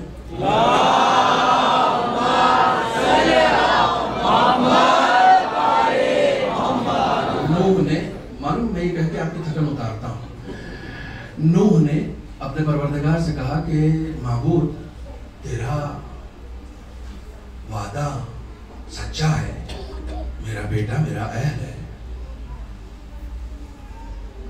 یہ پہلی آیت ہے، آیت نمبر 45۔ انہوں نے کیا کہا پڑھنے والے؟ میرا بیٹا ان ابنی من اہلی، میرا بیٹا میرا اہل ہے، وَإِنَّ وَعْدَكَ الْحَقُّ، اور تیرا وعدہ تو سچا ہے۔ یہ کون سی بات کر رہے ہیں؟ وعدہ کیوں یاد دلا رہے ہیں خدا کو اس میں؟ وہ کہہ رہے میرا بیٹا میرا اہل ہے، بہت توجہ رکھیے گا، بہت توجہ رکھیے گا۔ وہ یہ کہہ رہے تھے کہ میرا بیٹا میرا اہل ہے اور تیرا وعدہ تو سچا ہے۔ کون سا وعدہ یاد دلا رہے تھے جناب نوح خدا کو؟ خدا کو وعدہ یہ یاد دلا رہے تھے کہ خدا نے روز الست یہ وعدہ کیا ہے کہ ہم تمام نبیوں کے اہل کو بچائیں گے، یہ وعدہ کیا تھا۔ تو جناب نوح نے اسی میں اپنے بیٹے کی اہلیت کی پرچی بھی لگا دی کہ تیرا وعدہ تو سچا، میرا بیٹا میرا اہل ہے۔ ٹھیک 46ویں آیت یہیں سے شروع ہوتی ہے، یا نوح، لینگویج یہی ہے، انہو لیس من اہلک، کیا ہو گیا تم کو؟ یہ تمہارا اہل نہیں ہے۔ خدا یا بیٹا ہی تو ہے۔ جناب نوح نے کہا تھا یہ میرا بیٹا میرا اہل ہے اور تیرا وعدہ سچا ہے، تو خدا نے دوسری ٹھیک 46ویں آیت میں کہا انہو لیس من اہلک، یہ تمہارا اہل نہیں ہے۔ تاریخ کے کھلاڑیوں سے جا کے پوچھ لیجئے گا کہ یہ جناب نوح کا بیٹا تھا کہ نہیں تھا، سب کہیں گے ہاں تھا، لیکن خدا نے کہہ دیا اہل نہیں تھا۔ اس کا مطلب یہ ہے کہ رشتہ دار اہل نہیں ہوتا، عمل کی بنیاد پر اہلیت دی جاتی ہے۔ اتنی سی بات تھی جو رسول کے زمانے میں لوگ نہیں سمجھ سکے، لوگوں نے رشتہ داریاں جوڑنے کی کوشش کی، سلمان نے کردار سے خود کو جوڑنے کی کوشش کی، اس لیے سلمان منا اہل البیت ہوا ہے۔ جو فرمانا ہے رشتہ داریوں کی بنیاد پر نہیں، یا نوح انہو لیس من اہلک، ہاں ریزن بھی بتایا اسی آیت میں، انہو عمل غیر صالح، اس کا عمل ٹھیک نہیں ہے۔ اس کا مطلب اگر کوئی بدعمل ہوتا ہے تو چاہے بیٹا ہی کیوں نہ ہو، ڈوب جانے کے قابل ہے۔ اللہ اکبر۔ لیکن جو بات میں آپ کو سنانے جا رہا ہوں اسی آیت سے وہ یہ ہے، فلا تسألنی ما لیس لک بہ علم۔ اے نوح، نبی ہے، نبی ہے جناب نوح، اے نوح وہ بات کیوں کرتے ہو جس کا تمہیں علم نہیں ہے؟ بھائی آپ نے، میں نے کیا کہا تھا؟ صرف علم والا بولے کمال ہے، نبی ہے، نوح ہے، اس کے بعد بھی خدا کہہ رہا اتنی ہی بات بولنا جتنے کا علم ہے، جس کا علم نہیں ہے وہ بات نہیں کر سکتے۔ جملہ بھی لیتے جائیے گا، جو خدا نبی کی بات کو برداشت نہیں کر سکتا وہ امتی کے بولنے کو کہاں سے برداشت کرے؟ علم ہو تب بولو۔ ایام فاطمیہ میں ایک چیز سیکھ کے جائیے کہ جس بات کا ہمیں علم نہیں ہوگا، آپ کو ایک بات اور بتا دوں، اگر آپ کی بتائی ہوئی غلط بات پر کسی نے زندگی بھر عمل کیا تو اس کا سارا گناہ آپ کے ساتھ، میدان محشر میں اس کا سارا گناہ آپ کے ساتھ ہوگا۔ چنانچہ مولا کائنات نے نہج البلاغہ میں فرمایا لا ادری نصف العلم، کسی بھی معاملے میں اگر تم سے کوئی کچھ پوچھے تو کہہ دو میں نہیں جانتا۔ مولا کائنات کہتے ہیں یہ آدھا علم ہے، نہیں جانتا یہ آدھا علم ہے۔ جلدی جلدی سن لیجیے، علم ہو تب بات کرو، دوسری بات جب یقین ہو تب بات کرو۔ جس بات کا یقین تمہیں نہیں ہے، علم الگ ہے، یقین الگ ہے۔ ابھی میں باہر گیا تھا گھومنے کے لیے، وہ جو زیارت کے لیے البتہ گیا تھا جو درگاہ حضرت عباس کی ہے جی، وہاں سے واپس آتے ہوئے بچوں نے مجھے قبرستان بھی دکھایا. تو بہرحال ایک زیارت ہم نے گاڑی میں بیٹھے بیٹھے اہل قبور کو ایک سلام کر دیا. لیکن اگر آپ سے کوئی کہے کہ آج رات اسی قبرستان میں سو جائیے، ہم میں سے تو کوئی تیار نہیں ہوگا. حالانکہ مردہ ہمیں نقصان نہیں پہنچاتا، لیکن ہمیں اس بات کا صرف علم ہے، یقین نہیں ہے. ہمارے گھر میں ہمارے ابا مر جائیں نا تو ہم ان کے کمرے میں ساتھ میں نہیں سو سکتے، نہیں سو سکتے، کیونکہ ہمیں معلوم ہے کہ ہاں یہ مردہ نقصان نہیں پہنچائے گا. لیکن اکیلے کوئی نہیں جاتا اس کمرے میں جس کمرے میں مردہ رکھا. یقین نہیں. یقین ہونا اور ہوتا ہے. یقین کی منزل ایسی ہوتی ہے کہ مولا کائنات کہتے ہیں لو کشف الغطاء لازددت یقینا، پردے ہٹا بھی دیے جائیں تو میرے یقین میں کچھ اضافہ ہونے والا تھوڑی ہے. میں پہلے ہی سے یقین کی منزل میں اس بات کا یقین ہے، صرف وہ بولو. اذا جاءک المنافقون، کسی زمانے میں ہم لوگ کیا جب نماز جمعہ ہوتی تھی تو سورہ جمعہ بھی پڑھا جاتا تھا اور سورہ منافقون بھی پڑھا جاتا تھا. اب صرف قل هو اللہ آ گیا، منافقون نہیں ہے. جس زمانے میں ہم لوگ لکھنؤ میں پڑھتے تھے، ڈاکٹر کلب سائد صاحب نماز پڑھاتے تھے تو سورہ منافقون ضرور پڑھتے تھے دوسری رکعت میں. اب ہم لوگ نہیں پڑھتے ہیں، شارٹ کٹ کا زمانہ آ گیا. پہلے ہی آیت یہیں سے شروع ہوتی ہے. آپ کی تھکن اتارنے کے لیے ایک چھوٹا سا لطیفہ بھی سنا دوں. چونکہ میں بہار سے ہوں تو ہمارے والد صاحب نماز جمعہ پڑھنے کے لیے گئے. وہ خود بھی عالم دین تھے. تو جو امام جمعہ تھے نماز کے بعد ان کے کمرے میں چلے گئے تو آپس میں ان لوگوں کا مزاح تھا، دوستی تھی تو مزاح آپس میں کرتے تھے.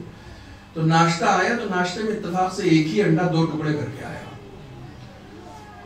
تو امام جماعت نے کہا کہ میرے والد صاحب سے کہ یہ ایک آپ کا ہے، ایک انڈا ایک میرا ہے. تو انہوں نے کہا نہیں، دونوں آپ ہی کا ہے. کہا کہ نہیں، ایک آپ کا ہے ایک میرا ہے. انہوں نے کہا نہیں، دونوں آپ کا ہے، ایک جمعے والا ہے اور ایک منافقون والا ہے. جمعے والا بھی آپ کھائیے، منافقون والا بھی آپ کھائیے. تو کسی زمانے میں یہ سورہ پڑھا جاتا تھا لیکن اب ہم لوگ نہیں پڑھتے. بہرحال اذا جاءک المنافقون قالوا نشهد انک لرسول اللہ. ترجمہ سنیے، منافق آئے، منافقین آئے. منافقین ہی پہ دلالت کر رہے ہیں. آپ بیٹھے ہیں آج، وہی منافقین تھے یہ جن کا تذکرہ منافقون میں ہوا ہے، سورہ منافقون میں ہوا ہے نا. وہی منافقین رسول اسلام کے پاس گئے تھے، یہی منافقین در زہرا پر بھی آئے. یہ اور بات ہے کہ اس وقت ان کے چہرے سے نقاب نہیں اٹھی تھی، جناب فاطمہ زہرا نے ان کے چہرے سے نقاب اٹھائی. منافقون آئے اور آنے کے بعد کہا کہ انک لرسول اللہ، ہم گواہی دیتے ہیں کہ آپ اللہ کے رسول ہیں. خدا نے کہا کہ ہاں ہم کو معلوم ہے، واللہ یعلم انک لرسول. اے میرے حبیب، میں جانتا ہوں کہ آپ اللہ کے رسول ہیں، اس سے سچی کوئی بات نہیں ہو سکتی. واللہ یشہد ان المنافقین لکاذبون. لیکن اللہ اب گواہی دے رہا ہے کہ یہ لوگ جھوٹ بول رہے ہیں. خدا کہہ رہا قرآن میں، اللہ اب یہ گواہی دیتا ہے کہ یہ منافقین جھوٹ بول رہے ہیں. پالنے والے اس میں جھوٹ والی کیا بات ہو گئی؟ کیا یہ اللہ کے رسول نہیں ہے؟ سچی بات ہے نا کہ یہ اللہ کے رسول ہیں. تو خدا نے کہا نہیں، میں جانتا ہوں کہ یہ اللہ کے رسول ہیں لیکن تم جھوٹ بول رہے ہو. جھوٹ سے کیا تعلق ہے؟ اس کا مطلب یہ ہے کہ کبھی کبھی بات سچی ہوتی ہے لیکن اگر اس سچی بات پر کوئی یقین نہ رکھے تو اس سچی بات کو کہنے والا بھی خدا کی نگاہ میں جھوٹا ہوتا ہے. لہذا صرف علم والی بات کہنا کمال نہیں ہے بلکہ وہ بات کہنا کمال ہے جس پر تمہیں یقین بھی ہو. ایک صلوات پڑھ دیں محمد.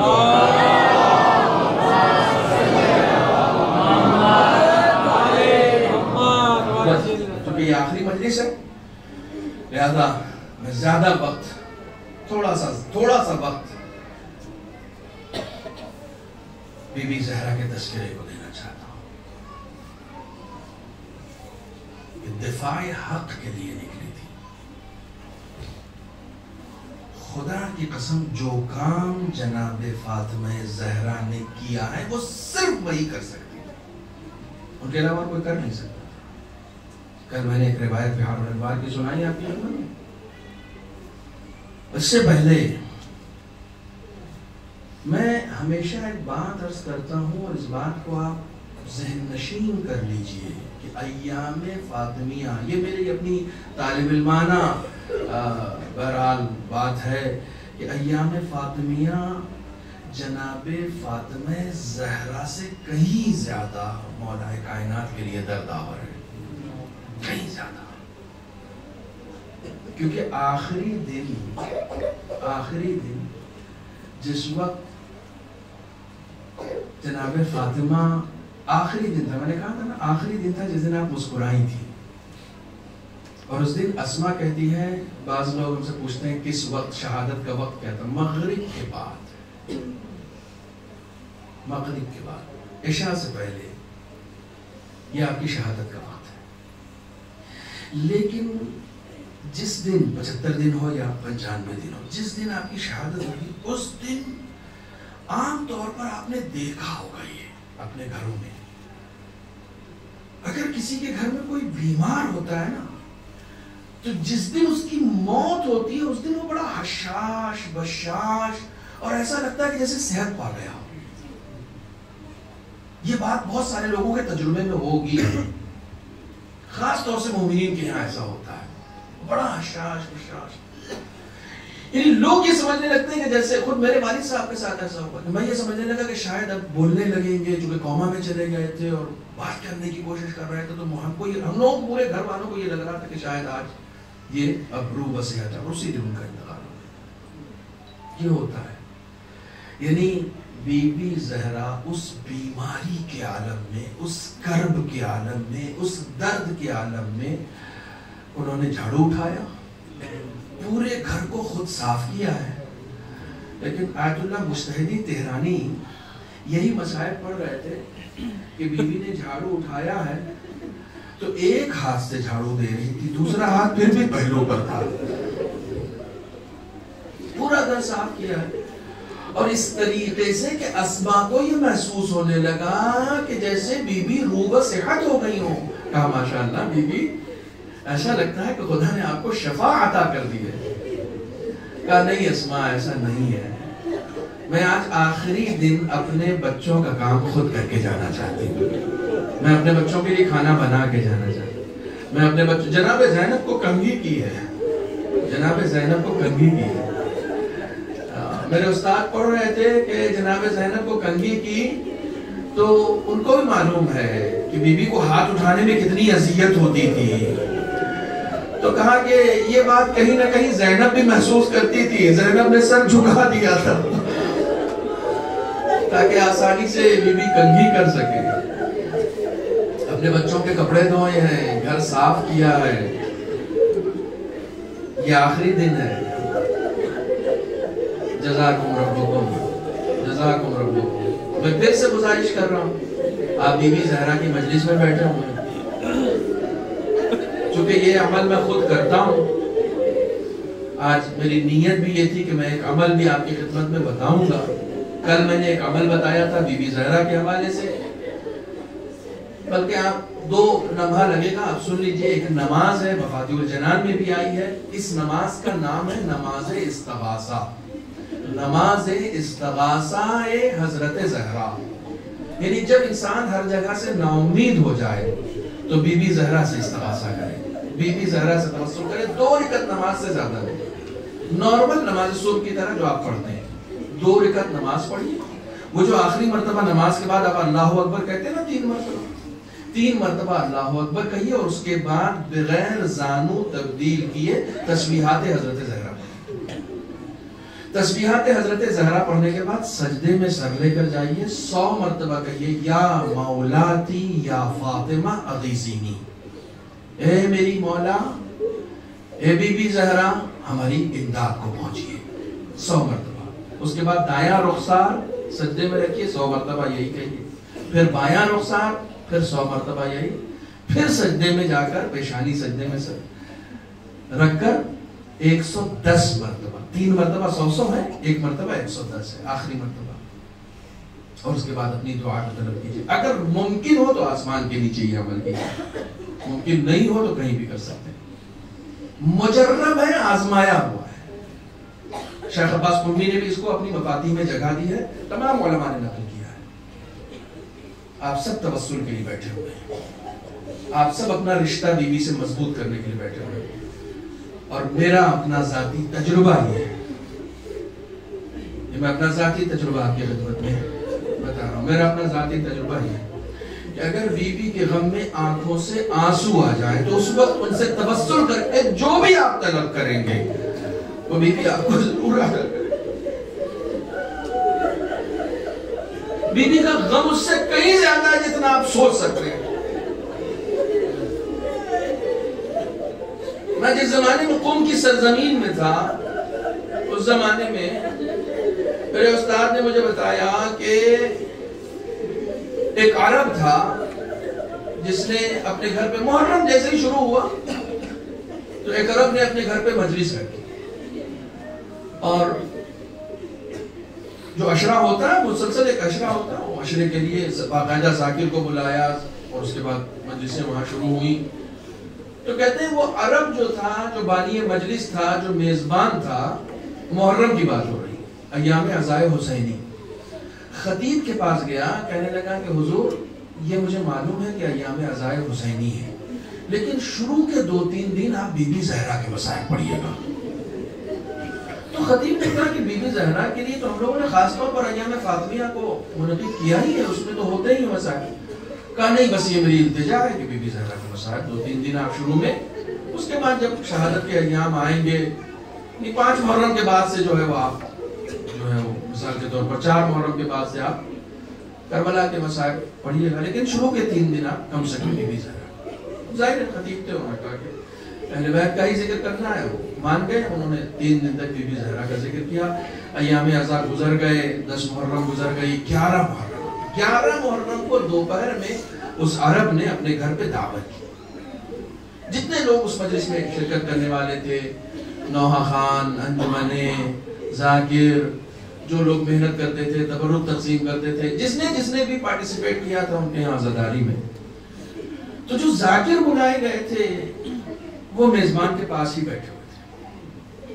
انہوں نے پوچھا، ایک بات مجھے سمجھ میں نہیں آئی کہ آپ نے ایام عزائے حسینی میں بی بی زہرا کے مسائل پڑھنے کے لیے کیوں کہا؟ تو اس عرب نے کہا کہ میں شیعہ نہیں تھا،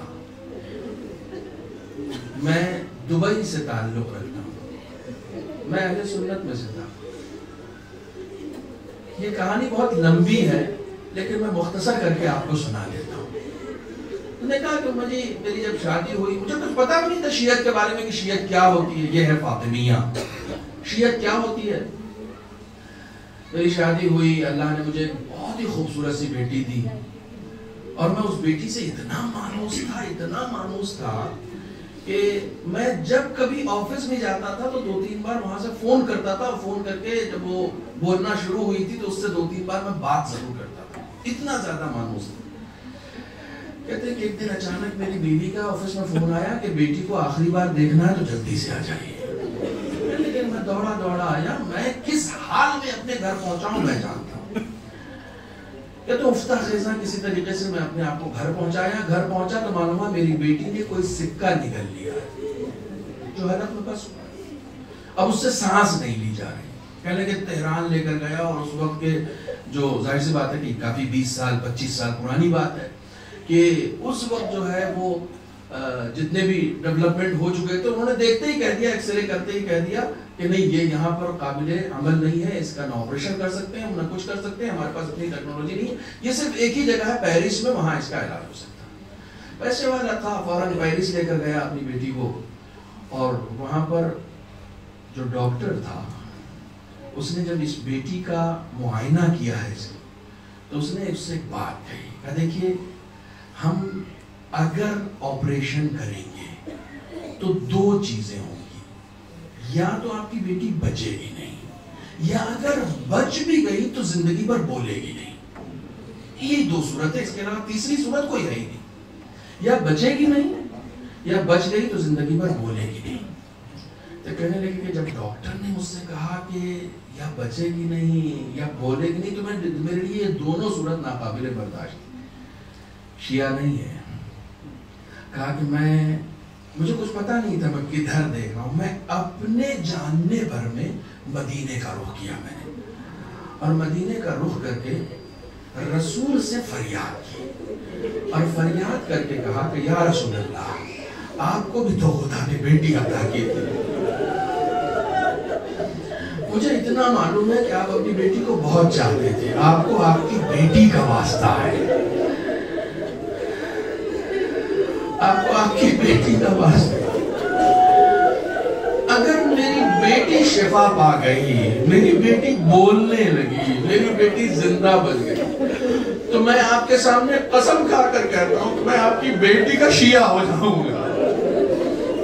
एक मुआहिदा किया, एक एग्रीमेंट किया। दोस्तों, आप बीबी ज़हरा की मजलिस में आए हो, आज बीबी ज़हरा से कोई एग्रीमेंट करके जाइए, बीबी ज़हरा से कोई मुआहिदा करके जाइए कि अगर ऐसा हो गया तो फिर मैं ऐसा करूंगा।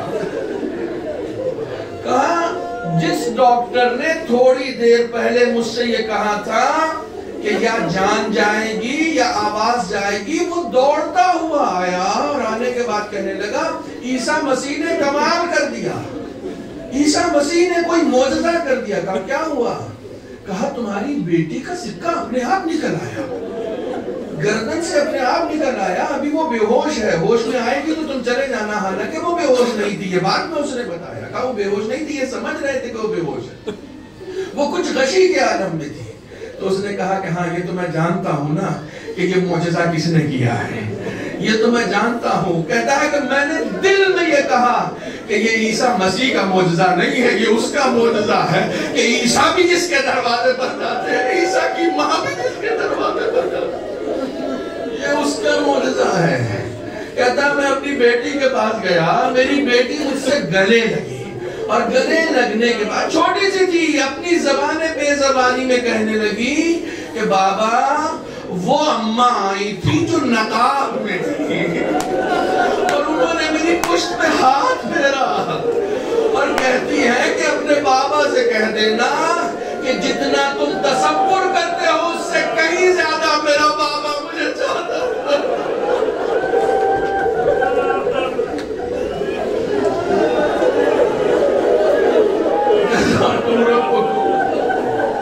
जज़ाकुम रब्बुकुम, जितना तुम तसव्वुर करते हो उससे कहीं ज्यादा मेरा बाबा मुझे चाहता था। का बस ये सबब है कि मैं फातिमा का शिया हो गया, मुझे जो कुछ भी मिला है इस दरवाजे से मिला है, मैं इनके दरवाजे का गुलाम हूँ। अल्लाहु अकबर। मौलाए कायनात शाम में जिस वक्त घर आए, जैसे ही घर का नजारा देखा है, फातिमा के चेहरे पर तबस्सुम देखा है, कहा, खुदा आपको दूर उम्र अता करे, क्या सेहत पा गई है आप। अल्लाहु अकबर। तो फौरन बुला कर जनाब फातिमा ने मौलाए कायनात से कहा, ए अली, ये सेहत की अलामत नहीं है, मेरे बाबा आए थे, उन्होंने खबर दी है कि मैं बहुत जल्दी उनके पास जाऊंगा। रिवायत के जुमले हैं कि मौलाए कायनात ने अपने बच्चों से कहा कि थोड़ी देर के लिए हम दोनों को तन्हा दर्द दिल कर।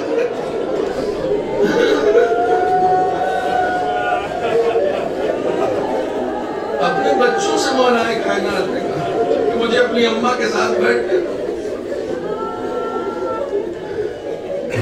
मिन ऐन लकिल खबर, ए बीबी, खबर आपको कहां से मिली कि आप रुखसत होने वाली हैं।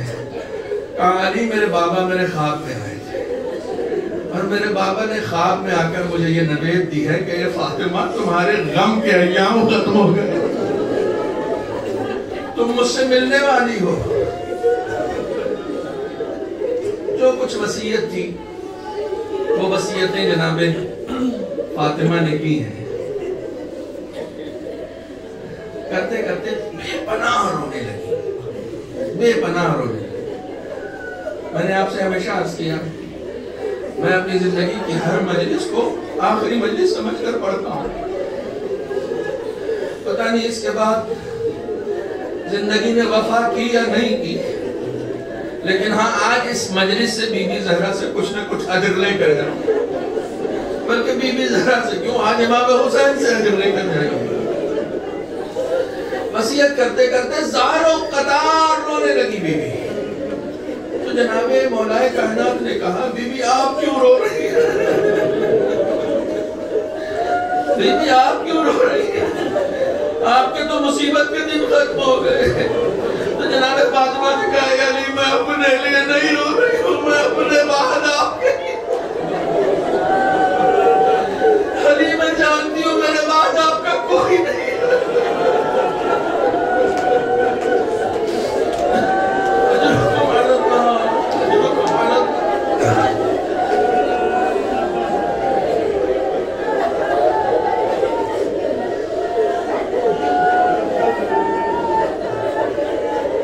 جزاکم ربکم.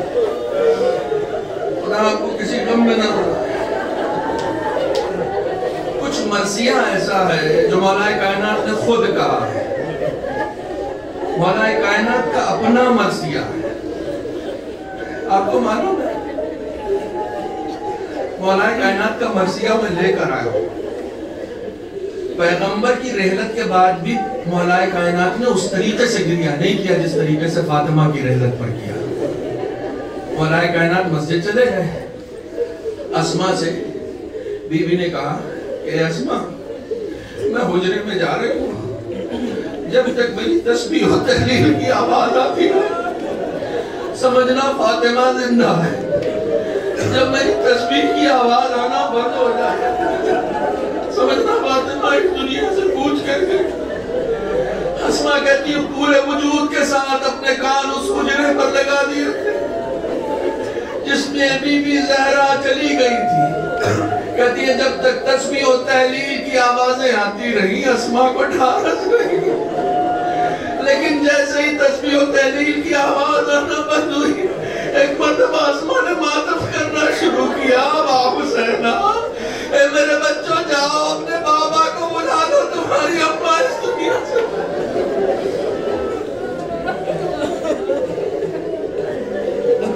جزاکم ربکم. مولا کائنات نے ایک مرثیہ کہا بی بی کو. بس ایک دو بند اس مرثیے کے آپ کو سنیں. مولا کائنات کا مرثیہ کسی ذاکر کے مصائب نہیں ہے. علی جیسا صابر اصبر الصابرین. بی بی زہرا کی وفات کے بعد تاریخ نے نقل کیا ہے نفسی علی زفرات یا محبوسا لیت خرجت مع الزبرایا. اے فاطمہ میری سانس میری جان میرے نانوں کے ساتھ میرے اندر قید ہو گئی ہے. اجرکم علی اللہ. علی کے ساتھ روئے. نفسی علی زفرات یا محبوسا لیتہا خرجت مع الزبرات. پوری زندگی میں علی نے کبھی موت کی تمنا نہیں کی، لیکن زہرا کی میت پہ علی کہہ رہے اے کاش علی کے نانوں کے ساتھ علی کی جان بھی نکل. فاطمہ تمہارے بعد زندہ رہنے کا جی نہیں.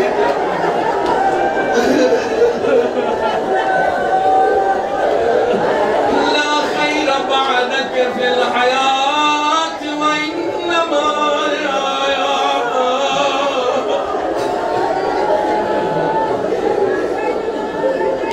ابکی مخافتا تطول حیاتی. اے زہرا آپ کے بعد اس دنیا میں میرے لیے کچھ نہیں رکھا. اللہ اکبر. علی کبھی ڈرا ہے؟ علی کبھی نہیں ڈرا، لیکن شعر میں علی نے کہا ہے اب کی مخافت تطول حیاتی. اے فاطمہ علی کو ڈر اس بات کا ہے کہ کہیں آپ کے بعد مجھے زیادہ زندہ نہ رہنا پڑے۔ جزاکم ربکم۔ نہج البلاغہ میں بھی یہ بیان ہے مولا کائنات کے جو آپ کو سنانے جا رہا ہوں۔ سید ابن طاؤس شیخ مفید نے بھی نقل کیا۔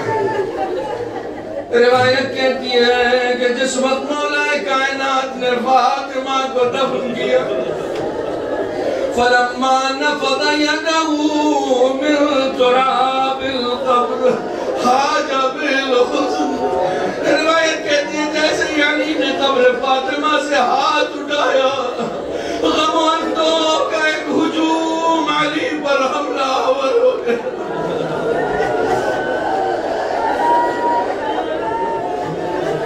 وأرسل دموعه على خديه۔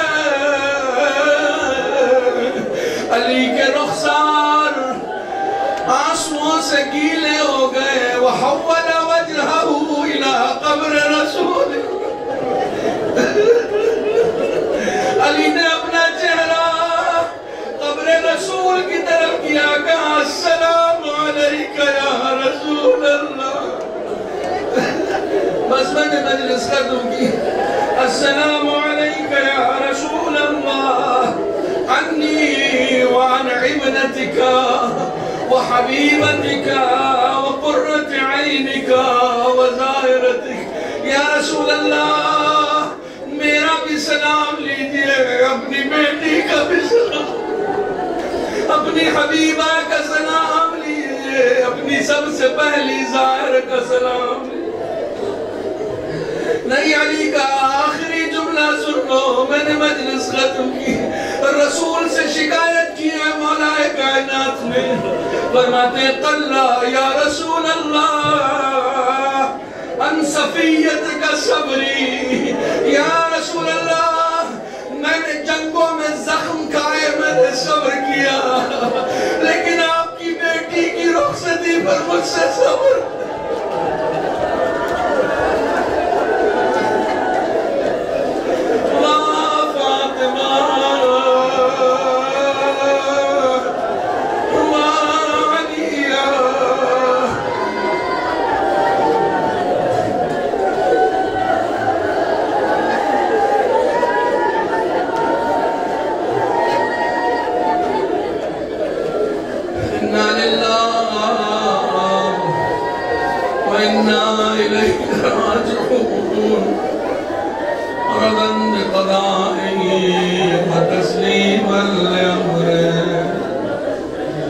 ماتم حسین